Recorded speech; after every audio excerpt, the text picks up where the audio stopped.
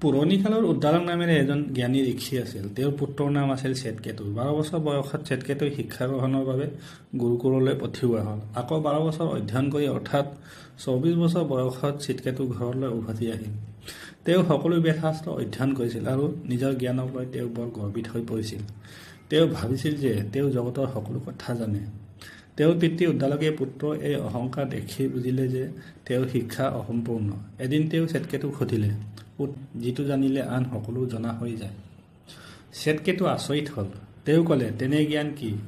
মোৰ গুৰুসকলে মোক এই বিষয়ে একো কোৱা নাই। তেওঁ বিনম্ৰতাৰে দেউতাকক সেই জ্ঞান দিবলৈ ক'লে। উদ্দালকে ক'লে, যোৱা এপিয়লা পানীত এচিকুট নিমখ মিহলাই মোৰ ওচৰলৈ আনা। শ্বেতকেতুৱে তাকেই কৰিলে। পিতাকে ক'লে, এতিয়া এই পিয়লাটোত থৈ দিয়া আৰু কাইলৈ পুৱা মোৰ ওচৰলৈ আহিবা।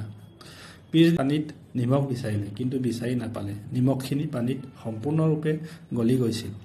তেতিয়া পিতাকে ক'লে, বাৰু পানীখিনিৰ সোৱাদ লোৱা, ওপৰৰ পৰা অলপ খোৱা।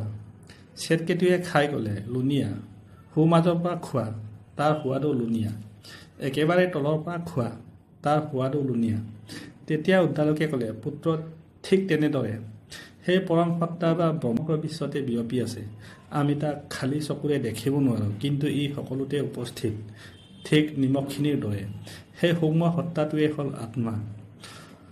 তাৰ পিছত উদ্দালকে ক'লে, যোৱা এডাল বৰগছৰ গুটি আনা। শ্বেতকেতুৱে আনিলে। ইয়াক ভঙা। ভাঙিলোঁ দেউতা। ভিতৰত কি দেখিছা? অতি সৰু সৰু গুটি। তাৰে এটা ভঙা। ভাঙিলোঁ। তাৰ ভিতৰত কি দেখিছা? একো দেখা নাই দেউতা। তেতিয়া পিতাকে ক'লে, পুত্ৰ, যি একো নাই সেই সূক্ষ্ম সত্তাটোৱেই হ'ল এই বিশ্বব্ৰহ্মাণ্ডৰ মূল। শেষত ঋষি উদ্দালকে তেওঁৰ পুত্ৰক উপনিষদৰ মূল মন্ত্ৰ দি ক'লে, তত্ত্বম অচি শ্বেতকেতু, অৰ্থাৎ সেই পৰম সত্তা তুমিয়েই হোৱা শ্বেতকেতু। তেওঁ বুজালে যে প্ৰতিজন ব্যক্তিৰ ভিতৰত থকা আত্মা আৰু সমগ্ৰ বিশ্বব্ৰহ্মাণ্ডত বিয়পি থকা ব্ৰহ্ম অৰ্থাৎ পৰম সত্তা বেলেগ নহয়, দুয়ো এক।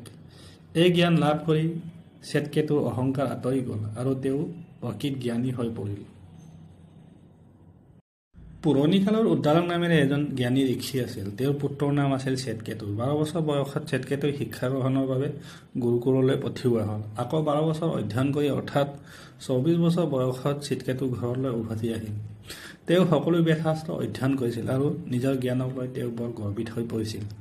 তেওঁ ভাবিছিল যে তেওঁ জগতৰ সকলো কথা জানে।